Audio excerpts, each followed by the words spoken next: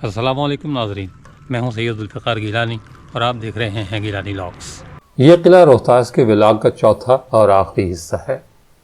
میرے کچھ ساتھی ولاگرز نے 400 ایکڑ اور 475 سال کی تاریخ پر محیط اس قلعے کو ایک یا دو ولاگز میں لپیٹ دیا ہے، لیکن میں یہ ناانصافی نہیں کر سکا۔ اپنے پچھلے 3 ولاگز میں نے آپ کو وہ تمام جگہیں دکھانے کی کوشش کی جو قابل رسائی تھیں یا ایک دن میں میرے لیے وہاں پہنچنا ممکن تھا۔ روہتاس مقامی زبان کا لفظ نہیں، لیکن اس کے معانی کے حوالے سے مختلف روایات ہیں۔ بعض تاریخ نگاروں کے مطابق یہ دراصل سنسکرت کا لفظ روہتس ہے، جس کے معنی ہے سفید انڈا۔ قلعے کی شکل انڈے سے مشابہ ہے، جبکہ اس کی تعمیر میں سفید رنگ کا مسالہ استعمال کیا گیا ہے، اس لیے اسے قلعہ روہتس کا نام دیا گیا، جو بعد میں بگڑ کر روہتاس ہو گیا۔ کچھ لوگوں کے خیال میں روہتاس ہموار پہاڑی میدان کو کہتے ہیں، جبکہ اس کا ایک مطلب ندی کنارے آبادی بھی بتایا گیا ہے۔ لیکن سب سے مشہور روایت یہی ہے کہ قلعہ روہتاس کا نام ہندوستان کی ریاست بہار کے ضلع شاہ آباد میں واقع قلعہ روہتاس گڑھ سے مستعار لیا گیا ہے، جسے شیر شاہ سوری نے 1539 میں فتح کیا تھا۔ شیر شاہ سوری کا اصل نام فرید خان تھا، لیکن جب اس نے اپنے مالک اور آقا بہار شاہ کی جان بچاتے ہوئے ایک شیر کو اپنی تلوار سے 2 ٹکڑے کر دیا تو اسے شیر شاہ کا خطاب ملا، اور پھر تاریخ نے اسے اسی نام سے یاد رکھا۔ قلعہ روہتاس گڑھ پر ان دنوں ایک ہندو راجہ حکمران تھا، اور شیر شاہ ایک بار پہلے بھی مغل شہنشاہ ہمایوں کے خطرے کے باعث یہاں پناہ لے چکا تھا۔ شیر شاہ نے 1536 میں بنگال پر قبضہ کیا، لیکن جب ہمایوں اس کے تعاقب میں آیا تو وہ بنگال کے صدر مقام گور کو چھوڑ کر ایک بار پھر اسی قلعے اور روہتاس گڑھ میں پناہ لینے پر مجبور ہو گیا۔ اس نے قلعے کے حاکم راجہ ہرکشن سے درخواست کی کہ وہ ہمایوں سے مقابلہ کرنا چاہتا ہے، لیکن اس سے پہلے وہ اپنا خزانہ اور خواتین اس کی حفاظت میں چھوڑنا چاہتا ہے۔ راجہ نے سوچا کہ شیر شاہ یقینی طور پر مغل شہنشاہ سے شکست کھا جائے گا، اور پھر خواتین کو قلعے میں رکھنے میں بظاہر کوئی خطرہ بھی نہیں تھا، اس لیے اس نے شیر شاہ سوری کی درخواست قبول کر لی۔ شیر شاہ نے خواتین کو اپنی خالائیں، پھوپھیاں اور قریبی رشتہ دار ظاہر کر کے قلعے میں بھیج دیا، جن کے ساتھ بیل گاڑیوں پر کھانے پینے کا سامان، پھل اور دیگر چیزیں بھی تھیں، لیکن ان کے نیچے ہتھیار چھپائے گئے تھے۔ کہا جاتا ہے کہ شیر شاہ نے مجموعی طور پر 1000 پالکیاں قلعے میں بھجوائیں۔ ہر پالکی میں ایک عورت تھی جسے 2 کہاروں نے اٹھا رکھا تھا۔ ہر پالکی میں تلواریں بھی چھپائی گئی تھیں، یعنی اس ترکیب سے کم و بیش 3000 سپاہی قلعے کے اندر پہنچا دیے گئے۔ سپاہیوں کے بھیس میں قلعے کے اندر پہنچنے والی نقلی خواتین نے برقعے اتارے تو ان میں سے تلواریں لیے پٹھان نکل آئے۔ انہوں نے دیکھتے ہی دیکھتے محافظوں کو قتل کر ڈالا۔ راجہ ہرکشن نے مدافعت کی کوشش کی، لیکن جب شیر شاہ اس افراتفری کا فائدہ اٹھا کر خود اندر آ گیا تو وہ فرار ہو گیا، اور شیر شاہ سوری نے بآسانی قلعے پر قبضہ کر لیا۔ روہتاس گڑھ کا یہ قلعہ چونکہ شیر شاہ سوری کی خوش قسمتی اور مستقبل کی کامیابیوں کا آغاز ثابت ہوا تھا، اس لیے جب اس نے ہمایوں کو پے در پہ شکستوں کے بعد ہندوستان سے بھاگنے پر مجبور کر دیا تو دینا کے قریب ہمایوں کے ہمدردوں یعنی گکھڑوں سے نمٹنے کے لیے بنائے جانے والے اس قلعے کا نام بھی روہتاس رکھا۔ شیر شاہ سوری جانتا تھا کہ ہمایوں اگر ہندوستان پر دوبارہ قبضے کی کوشش کرے گا تو پوٹھوہار کے گکھڑ یقینی طور پر اس کی مدد کریں گے، اس لیے اس نے اپنے 2 جرنیلوں خواص خان اور ہیبت خان نیازی کو گکھڑوں سے مقابلے کے لیے یہاں بھیجا، اور انہوں نے ہی اس علاقے پر قبضہ کیا جہاں اب قلعہ روہتاس موجود ہے۔ خواص خان کے نام پر قلعے کا خاص خانی دروازہ اسی کی یادگار ہے، جبکہ اس کے ساتھ بنی قبر بھی اسی کی ہے۔ خواص خان کے ساتھ ایک کہانی بھی منسوب ہے جو اس ولاگ کے آخر میں آپ کو سناؤں گا۔ اسی طرح ہیبت خان نیازی کی قبر بھی یہیں موجود ہے، وہ بھی ولاگ کے آخری حصے میں آپ کو دکھاتا ہوں۔ یہ تو میں آپ کو بتا چکا ہوں کہ شیر شاہ نے اپنے شاہی معمار شاہو سلطانی کو ایک بڑے قلعے کی تعمیر کی ذمہ داری دی تھی، لیکن جب اس نے ایک چھوٹا سا قلعہ تعمیر کر دیا تو شیر شاہ غصے سے پاگل ہو گیا، اور اس نے شاہو سلطانی کا سر قلم کرنے کا حکم دے دیا۔ جس شخص نے شیر شاہ کا غصہ ٹھنڈا کرنے اور شاہو سلطانی کی جاں بخشی کی درخواست کی، وہ اس کا وزیر خوراک قادر بخش تھا۔ اس نے شاہو سلطانی کو ایک اور قلعہ تعمیر کرنے کی مہلت دینے کی تجویز بھی پیش کی، جسے شیر شاہ سوری نے قبول کر لیا۔ قادر بخش کی ایک بیٹی کا تذکرہ بھی اس قلعے سے جڑا ہوا ہے، جو اپنے وقت کی شہرت یافتہ بہادر فوجی لڑکی تھی۔ اس نے شیر شاہ سوری کے ہمراہ چونسا اور قنوج کی لڑائیوں میں حصہ بھی لیا تھا۔ اس کا ذکر بھی اسی ولاگ میں آخر پر کروں گا۔ قلعہ روہتاس کا سنگ بنیاد اتوار 11 ربیع الاول 548 ہجری بمطابق 15 مئی 1542 کو بعد نماز فجر رکھا گیا۔ بعض تواریخ میں یہ سال 1541 اور 1543 بھی درج ہے۔ سنگ بنیاد کی رسم شیر شاہ سوری نے اپنے ہاتھوں سے ادا کی، جبکہ جگہ کا انتخاب بھی اسی نے کیا۔ اس وقت یہ قلعہ جرنیلی سڑک یا موجودہ جی ٹی روڈ سے صرف 1600 فٹ دور تھا اور یہ قلعے کی شمالی دیوار کو چھوتے ہوئے گزرتی تھی، لیکن اب یہ فاصلہ 9 سے 10 کلومیٹر ہو چکا ہے۔ تاریخ کے ستم ظریفی دیکھیے کہ یہ قلعہ جن گکھڑوں پر نظر رکھنے اور تباہ کرنے کے لیے تعمیر کیا گیا، انہی گکھڑوں نے اس کی تعمیر میں بھی حصہ لیا، اور سوری خاندان کے زوال کے بعد مغلوں کے اتحادیوں کے طور پر اسے اپنے فوجی مقاصد کے لیے استعمال بھی کیا۔ مغلوں کے زوال کے بعد گکھڑوں نے اسے اپنا دارالحکومت بھی بنایا، لیکن ایک سکھ جرنیل گرمکھ سنگھ لمبا نے 1825 میں گکھڑوں کے سردار نور خان سے چھین کر اسے رنجیت سنگھ کی عملداری میں شامل کر دیا۔ بعض گکھڑ اس کی تعمیر میں حصہ لینے سے انکاری ہیں، لیکن حقیقت یہی ہے کہ اگر گکھڑ نہ ہوتے تو یہ قلعہ بھی نہ بنتا۔ قلعہ روہتاس کی تعمیر کا نگراں شیر شاہ کا وزیر خزانہ ٹوڈر مل تھا۔ گکھڑوں نے اسے تنگ کرنے اور کام سے انکار کا کوئی موقع ہاتھ سے نہیں جانے دیا۔ ایک مرحلہ ایسا بھی آیا کہ قلعے کی تعمیر کا کام بالکل رک گیا۔ ٹوڈر مل نے اس صورتحال کے بارے میں شیر شاہ سوری سے رابطہ کیا تو اس نے نہایت سخت جواب کے ساتھ قلعہ ہر صورت تعمیر کرنے کا حکم دیا۔ ٹوڈر مل نے گکھڑ مزدوروں کو فی پتھر ایک سرخ اشرفی بطور معاوضہ دینے کا اعلان کیا تو انہوں نے کام دوبارہ شروع کر دیا۔ بعد میں یہ معاوضہ کم ہو کر ایک پاولی یا بہلولی تک رہ گیا، لیکن پھر بھی قلعے کی تعمیر سوری خزانے کے لیے سفید ہاتھی ثابت ہوئی۔ تمام تر حساب کتاب رکھنے کے باوجود قلعے کی تعمیر کے اخراجات کا درست اندازہ نہیں لگایا جا سکتا، تاہم ایک روایت کے مطابق اس پر 34,25,000 روپے خرچ ہوئے، جو آج کے اربوں روپے بنتے ہیں۔ واقعات جہانگیری کے مطابق یہ اخراجات ایک پتھر پر کندہ کیے گئے تھے، جو ایک زمانے میں قلعے کے کسی دروازے پر نصب تھا۔ قلعے کی تعمیر میں 3 لاکھ مزدوروں نے بیک وقت حصہ لیا اور یہ 4 سال 7 ماہ اور 21 دن میں مکمل ہوا۔ قلعے کے رقبے، انداز تعمیر اور تکمیل کی مدت کے علاوہ بعض واقعات میں بھی اختلافات ہیں۔ کچھ لوگ اس کا رقبہ 173 ایکڑ، بعض 400 ایکڑ اور کچھ 2.5 مربع میل یا تقریباً 12 مربع کلومیٹر بتاتے ہیں۔ اسی طرح اس کی فصیل کی لمبائی، چوڑائی اور بلندی بھی مختلف بیان کی جاتی ہے۔ قلعہ اندرونی طور پر 2 حصوں میں تقسیم تھا، ایک حصے کو اندر کوٹ اور دوسرے کو دفاعی قلعہ کہا جاتا تھا۔ دونوں حصوں کو 1750 فٹ لمبی دیوار کے ذریعے ایک دوسرے سے الگ کیا گیا تھا۔ شاہ چاند ولی گیٹ یا شاہ چندن ولی دروازہ ان دونوں حصوں کو آپس میں ملاتا تھا۔ یہ ان قدیم روایتوں کا تسلسل تھا جن کے تحت فوجوں کی رہائش رعایا سے الگ رکھی جاتی تھی۔ قلعے کی وسعت کا اندازہ اس بات سے لگایا جا سکتا ہے کہ سوری عہد میں یہاں 40,000 پیدل اور 30,000 سوار جنگی سامان سمیت قیام کرتے تھے۔ یہ بھی کہا جاتا ہے کہ قلعے میں بیرونی حملہ آوروں سے نمٹنے کے لیے 3,000 سوار، 55,000 پیادے اور لگ بھگ 500 توپیں ہر وقت تیار رہتی تھیں۔ قلعے کے 12 دروازے ہیں جن کی تعمیر جنگی حکمت عملی کو مد نظر رکھ کر کی گئی تھی۔ یہ دروازے فن تعمیر کا نادر نمونہ ہیں۔ ان دروازوں میں ہزار خانی دروازہ، خاص خانی دروازہ، موری دروازہ، شاہ چاندن والی دروازہ، طلاقی دروازہ، شیشی دروازہ، لنگر خانی دروازہ، کابلی یا بادشاہی دروازہ، گٹیالی دروازہ، سہل یا سہیل دروازہ، پیپل والا دروازہ اور گڑھے والا دروازہ شامل ہے۔ قلعے کے مختلف حصوں میں اس کے دروازوں کو بے حد اہمیت حاصل تھی اور ہر دروازے کا اپنا مقصد تھا اور اس کی خاص وجہ تسمیہ بھی تھی۔ ہزار خانی صدر دروازہ تھا۔ طلاقی دروازے سے شیر شاہ کے دور میں ہاتھی قلعے میں داخل ہوا کرتے تھے۔ سلیم شاہ کی بیماری کے بعد سے طلاقی دروازے کو منحوس دروازہ سمجھا جانے لگا اور اسے بند کر دیا گیا تھا۔ شیشی دروازے کو شیشوں اور چمکتی ٹائلوں سے تیار کیا گیا تھا۔ لنگر خانی لنگر کے لیے استعمال ہوتا تھا۔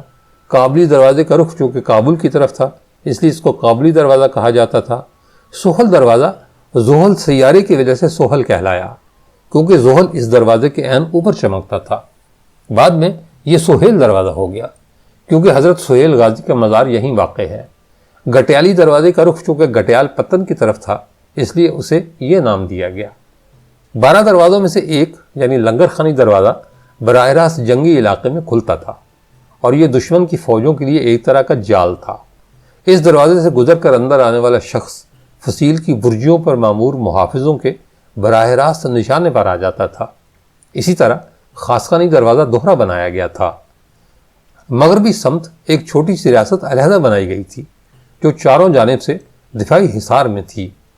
اس کے اندر جانے کا صرف ایک ہی دروازہ تھا۔ اس چھوٹی سی ریاست کے بلند ترین مقام پر راجہ مان سنگھ کی حویلی تھی جو اب کھنڈر ہو چکی ہے۔ یہ بات البتہ حیرت انگیز ہے کہ اتنے بڑے قلعے میں محض چند رہائشی عمارتیں تعمیر کی گئی تھیں۔ یہ قلعہ صرف دفاعی حکمت عملی کے تحت بنایا گیا تھا، اس لیے شیر شاہ سوری کے بعد بھی برسر اقتدار آنے والوں نے اپنے ٹھہرنے کے لیے یہاں کسی پرتعیش رہائش گاہ کا اہتمام نہیں کیا۔ قلعے کی عمارتوں میں سے ایک شاہی مسجد اور چند باولیاں ہیں۔ ان میں سے کچھ عمارتیں میں آپ کو ویلاگ کے ابتدائی 3 حصوں میں دکھا چکا ہوں۔ جب رنجیت سنگھ پنجاب پر قابض ہوا تو اس کے جرنیل نے یہاں ایک حویلی تعمیر کی، لیکن اب کہاں ہے کچھ خبر نہیں۔ محلات نہ ہونے کے باعث مغل شہنشاہ بھی اس قلعے میں آ کر خیموں میں ہی رہا کرتے تھے، لیکن مغلوں کو تو ویسے ہی اس قلعے سے اللہ واسطے کا بیر تھا، اور اس کی ایک وجہ اس قلعے کو تعمیر کرنے والے شیر شاہ سوری کے ہاتھوں ہمایوں کی شکست اور ہندوستان بدری تھی۔ اسی وجہ سے 15 سال بعد جب 1555 میں ہمایوں واپس آیا تو اس نے قلعہ گرانے کا حکم دیا، لیکن بیرم خان کی وجہ سے صرف بادشاہ کے حکم کی لاج رکھنے کے لیے اس کے دروازے کے کنگرے گرائے گئے۔ بعض مورخین کہتے ہیں کہ شاہ چاند والی دروازے کے 3 کنگرے گرائے گئے، جبکہ کچھ کہتے ہیں کہ سہل دروازے کو قلعے کا غرور کہا جاتا تھا، اس لیے اس کا دایاں کنگرا گرا کر دوبارہ تعمیر کرایا گیا۔ ہمایوں کے بعد اکبر اور پھر جہانگیر بھی اس قلعے سے ناراض ہی رہے۔ اس کی وجہ اس کا سادہ فوجی انداز اور باغات کا نہ ہونا تھا۔ 1580 کی دہائی میں شہنشاہ اکبر نے قلعہ اٹک تعمیر کرایا جو مغل مفادات کے لیے قلعہ روہتاس کی نسبت زیادہ موزوں تھا۔ اکبر نے ٹلہ جوگیاں جاتے ہوئے قلعہ روہتاس میں صرف 1 رات قیام کیا۔ شہنشاہ جہانگیر بھی کشمیر جاتے ہوئے یہاں 1 رات کا مہمان ہوا، تاہم اس نے اپنے تاثرات میں کہا کہ قلعہ ایک پہاڑی دراڑ میں قائم کیا گیا ہے اور اس کی مضبوطی کا تصور بھی نہیں کیا جا سکتا۔ بعد میں کابل میں جبری جلاوطنی سے اپنی فاتحانہ واپسی کے بعد جہانگیر نے مختصر وقت کے لیے قلعہ روہتاس میں قیام کیا، دربار لگایا اور پھر ٹلہ جوگیاں بھی گیا۔ مغل تقریباً 707 عیسوی تک قلعہ روہتاس کو استعمال کرتے رہے۔ افشاری حکمران نادر شاہ نے مغل سلطنت پر اپنے حملے کے دوران یہیں ڈیرا ڈالا۔ اس کے بعد اسے افغان درانی سردار احمد شاہ درانی نے سکھوں کے خلاف پنجاب پر حملوں کے دوران استعمال کیا۔ اس پر 1758 میں مرہٹوں نے قبضہ کر لیا، لیکن افغانوں نے اگلے ہی سال قلعہ دوبارہ حاصل کر لیا۔ درانی سردار تیمور شاہ درانی نے 1780 میں روہتاس میں انہیں شکست دے کر ملتان کو سکھوں سے واپس لے لیا۔ قلعے کی شاہی مسجد چھوٹی لیکن خوبصورت ہے، صرف 1 کمرے اور صحن پر مشتمل ہے۔ اس کا مرکزی ہال 63 فٹ طویل اور 24 فٹ چوڑا ہے۔ مرکزی ہال کی اندرونی چھت کے اوپر گنبد بنے ہوئے ہیں، لیکن اس کے باہر کوئی مینار یا گنبد نہیں۔ مسجد اور قلعے میں ایک منفرد طرز تعمیر یہ ہے کہ جہاں جہاں عمارت کے اندرونی جانب گنبد موجود ہیں، باہر چھت پر گنبد کا کوئی آثار نہیں۔ اس کی وجہ یہی سمجھ آتی ہے کہ چونکہ یہ قلعہ دفاعی مقاصد کے لیے استعمال ہونا تھا تو چھتوں کو برابر کیا گیا تاکہ بوقت ضرورت اسے استعمال کیا جا سکے۔ حویلی مان سنگھ کا طرز تعمیر کافی حد تک عربی، ایرانی اور افغانی کے بجائے ہندوانہ تھا۔ کبھی یہ 15.5 ایکڑ پر پھیلا ایک شاندار محل تھا، لیکن اب ایک نشانی کے طور پر باقی رہ گیا ہے۔ اس سے 300 گز کے فاصلے پر شمال کی جانب رانی محل ہے۔ اس میں راجہ مان سنگھ کی بیوہ بہن شریمتی روپ کماری یا روپ متی رہتی تھی۔ یہ محل چونکہ اپنا اصل و رنگ و روپ کھو چکا ہے، اس لیے لوگ اب اسے کالا محل کہتے ہیں۔ اسے بھربھرے پتھر سے ایک مینار کی صورت میں بنایا گیا تھا جس کی بلندی 80 فٹ ہے۔ اس محل کی مغربی جانب ایک کھلا چبوترا ہے جو در حقیقت زیر زمین کمروں کی چھت ہے۔ محل میں پہرہ داروں کے کمرے اور دونوں محلات کو ملانے کے لیے راستہ بنایا گیا تھا۔ بڑی باولی اور ست باولی نامی دونوں کنووں سے قلعے کے مکین اپنی ضرورت کے لیے پانی حاصل کیا کرتے تھے۔ بڑی باولی میں آج بھی پانی موجود ہے، تاہم اب اسے استعمال نہیں کیا جاتا۔ موری گیٹ کے قریب آ کے یہ باولی 270 فٹ گہری ہے اور اس میں اترنے کے لیے 300 سیڑھیاں بنائی گئی تھیں جو آج بھی اپنی اصل حالت میں موجود ہے۔ اس کی 4 محرابیں ہیں جو 40 فٹ چوڑی ہیں۔ ست باولی کابلی گیٹ کے پاس شاہی مسجد کے عقبی حصے میں بنا ہوا شاہی حمام ہے۔ سطح زمین سے 60 سیڑھیاں نیچے اترنے پر 7 چھوٹے چھوٹے غسل خانے اور ان کے درمیان میں ایک کنواں بنایا گیا ہے۔ غالباً انہی 7 غسل خانوں کی وجہ سے اسے ست باولی کہا جاتا ہے۔ حمام کے ایک طرف کے حصے میں اونچی جگہ سے پانی رس رس کر حمام کے اندر داخل ہوتا رہتا ہے، مگر اب یہ جگہ ویران ہے۔ قلعے کے جنوبی حصے میں شہر کے لیے پانی جمع کرنے کی غرض سے ایک شاہی تالاب بھی بنایا گیا تھا جس کے وسط میں مرکزی چٹان پر عیدگاہ تعمیر کی گئی تھی۔ سوری عہد میں لوگ عیدگاہ تک جانے کے لیے کشتیاں استعمال کرتے تھے۔ عیدگاہ تک پہنچنے کے لیے ایک خفیہ راستہ بھی موجود تھا جو سکھوں کے عہد میں کھول دیا گیا اور لوگ سہل دروازے کے راستے عیدگاہ تک جانے لگے۔ قلعے کا پھانسی گھاٹ سفید محل سے 200 فٹ کے فاصلے پر جنوب مغربی سمت میں نہایت بلندی پر ایک 4 منزلہ عمارت میں واقع ہے۔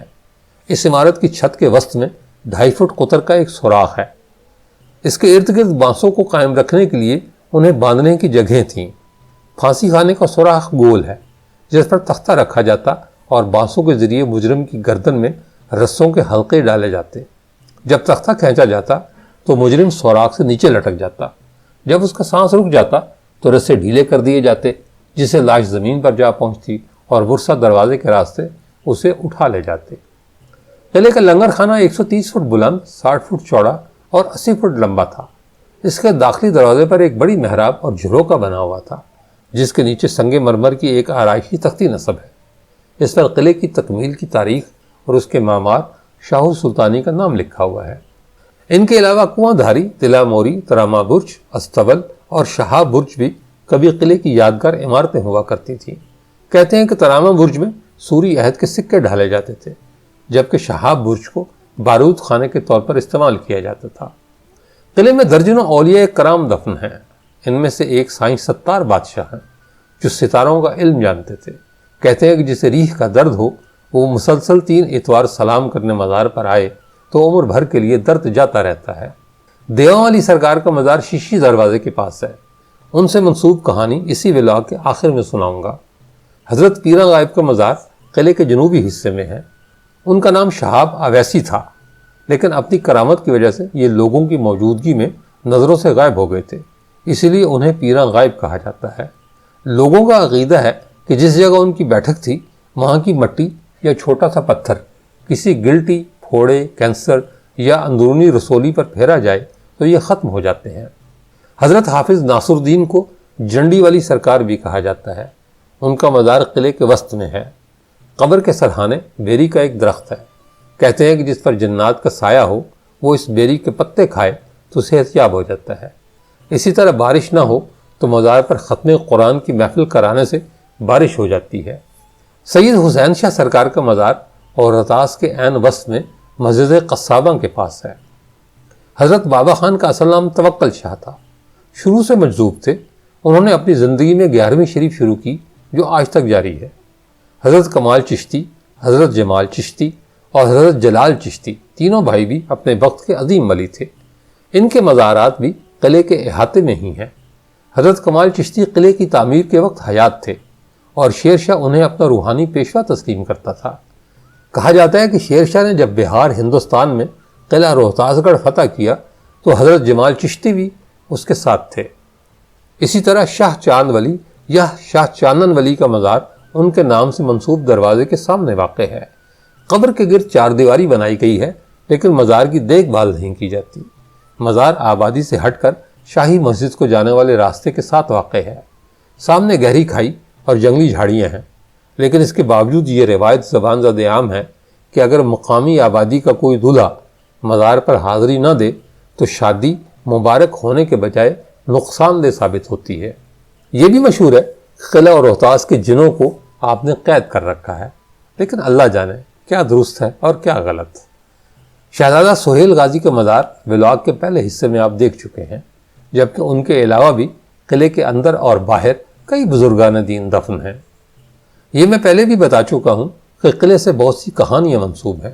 ولاگ کے دوسرے حصے میں شہزادی عفت کو بھوکے شیر کے سامنے ڈالنے کا واقعہ میں بتا چکا ہوں۔ وہ یہ کہانی ہے، لیکن بہت سے لوگوں کا اصرار ہے کہ یہ واقعہ ستمبر 1557 کی ایک شام 5 بجے پیش آیا تھا۔ قلعہ روہتاس کی 4 کلومیٹر طویل فصیل پر 68 برج، 184 برجیاں، 6881 کنگرے اور 8556 سیڑھیاں ہیں، جو فن تعمیر کا نادر نمونہ ہے۔ قلعے کی دیواریں ریت کے پتھر، اینٹوں اور چونے کے مسالے سے بنائی گئی ہیں۔ فصیل کے چبوترے سیڑھیوں کے ذریعے ایک دوسرے سے منسلک ہیں۔ فصیل 3 منزلوں میں 2 یا سہ قطاری تعمیر کی گئی تھی۔ سب سے بلند ترین حصہ کنگروں کی صورت میں تعمیر کیا گیا۔ چبوتروں کی چوڑائی 3 فٹ سے زیادہ ہے اور یہ تیر اندازوں اور توپچیوں کے لیے استعمال کیے جاتے تھے۔ ان کی بلندی مختلف تھی، جو 8 فٹ سے 11 فٹ کے درمیان تھی۔ یہ کنگرے صرف شاہی فوجوں کو دشمن سے تحفظ ہی فراہم نہیں کرتے تھے، بلکہ ان سے دشمنوں پر پگھلا ہوا سیسا اور کھولتا ہوا پانی بھی اونڈالا جاتا تھا۔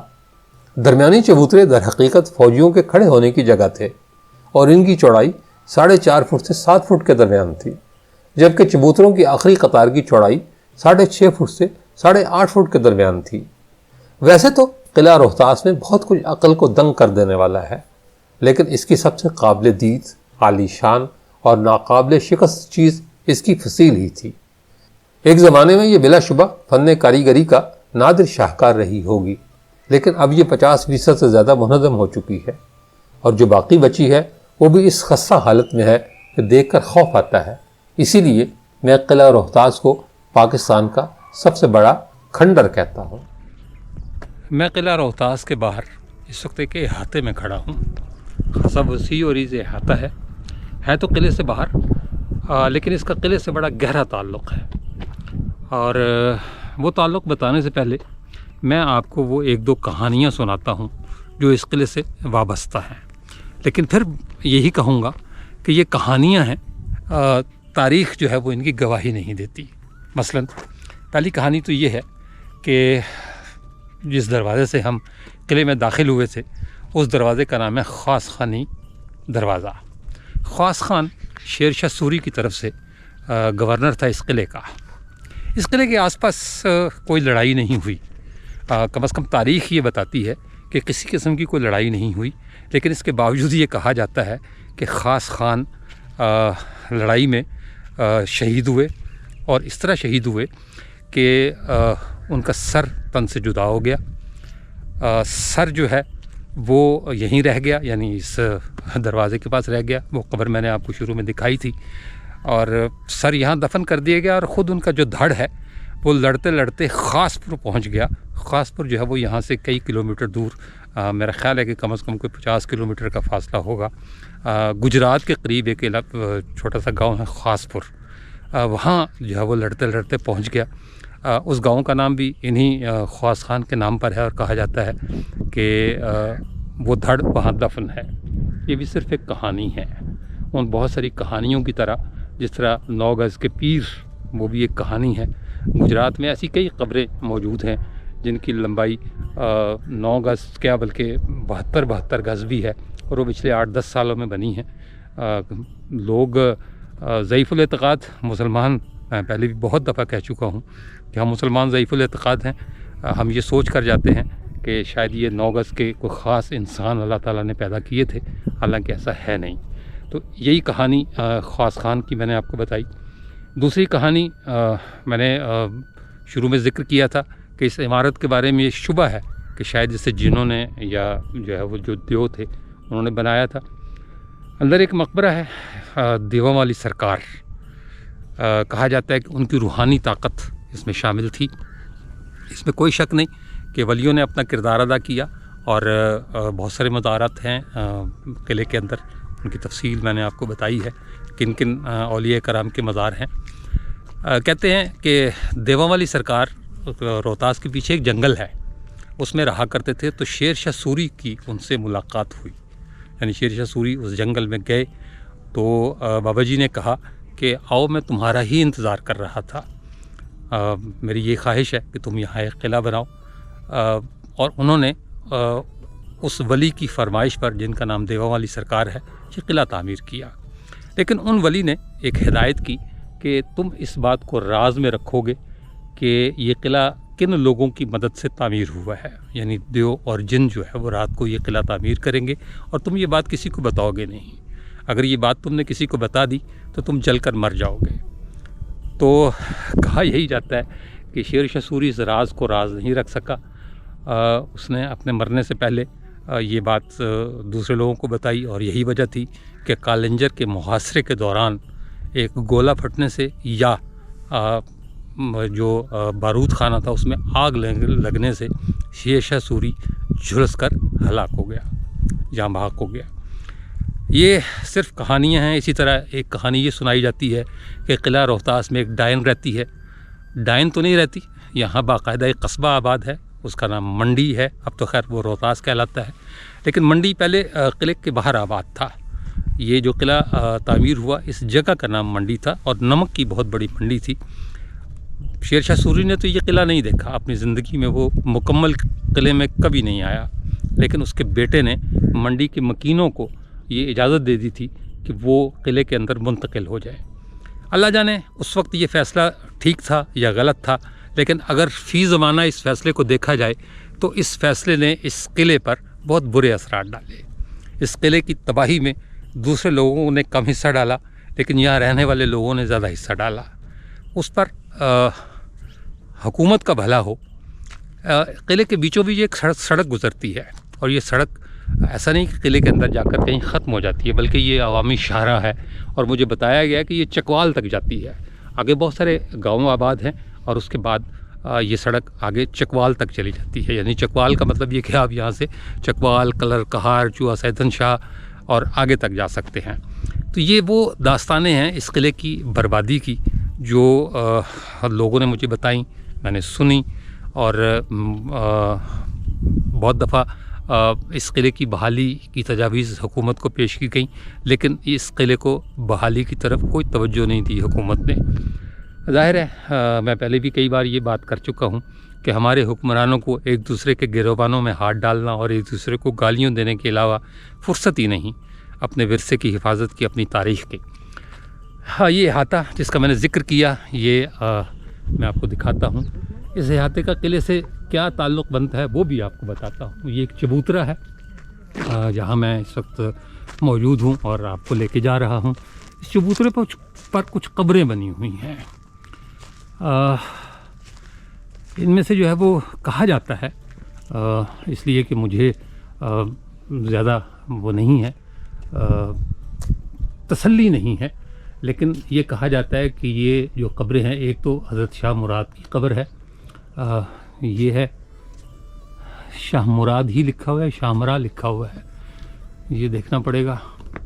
حضرت شاہ مرا بعہد شیر شاہ، یہ ان کی قبر ہے.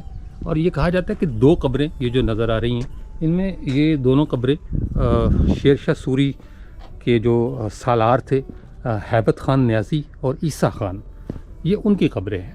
یہ مجھے نہیں پتہ کہ ان میں سے عیسیٰ خان کی قبر کون سی ہے اور ہیبت خان نیازی کی قبر کون سی ہے، لیکن ان دو قبریں کا تعلق قلعے سے بنتا ہے.